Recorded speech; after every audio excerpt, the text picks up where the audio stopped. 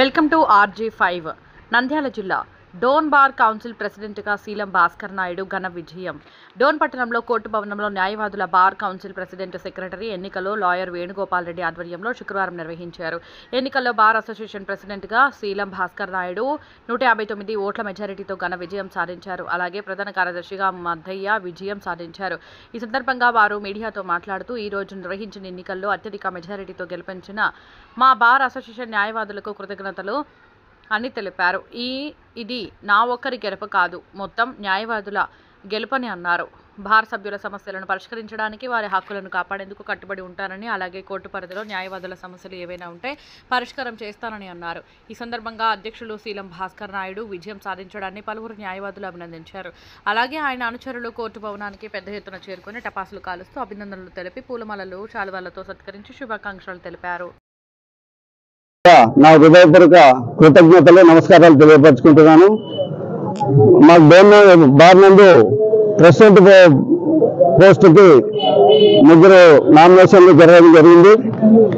1 రంగారెడ్డి, 2 సుబ్రహ్మణ్యము, భాస్కర్ నాయుడు అనేటువంటి నేను.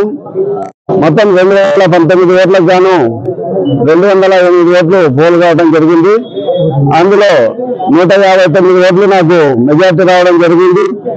ఇంత పెద్ద మెజార్టీ ఇచ్చినటువంటి మా న్యాయవాదులకు అందరికి కూడా పేరు పేరున ప్రతి ఒక్కరికి నా హృదయపూర్వక ధన్యవాదాలు తెలియపరుచుకుంటున్నాను. ఇప్పుడు మా బార్లో బీచ్కి బార్కు జరిగేటువంటి ఏదైనా చిన్న తగాదాలు సమస్యలు ఏమైనా ఉంటే వాటినన్నింటినీ సమన్వయం చేసి బార్ అందులో కూడా అంతా కూడా ప్రశాంతంగా ఉండే విధంగా ముందుకు నడిపించుకోగలుగుతామని ఈ అందరికీ ఈ అవకాశం ఇచ్చిన అందరికీ ధన్యవాదాలు తెలుపుకుంటున్నాను. Seelam Bhaskar Naidu advocate, Dhone bar president గా నన్ను ఎన్నుకోవడం జరిగింది. Thank you very much. నల్లమేకల మధ్య ఈరోజు జరిగిన డోన్ బార్ అసోసియేషన్ ఎన్నికలలో నన్ను ప్రధాన కార్యదర్శిగా అఖండ మెజార్టీ గెలిపించడం జరిగింది. నన్ను గెలిపించిన ప్రతి ఒక్క సీనియర్, జూనియర్, మహిళా న్యాయవాదులందరికీ కూడా ప్రత్యేకమైన ధన్యవాదాలు తెలియజేస్తున్నాను.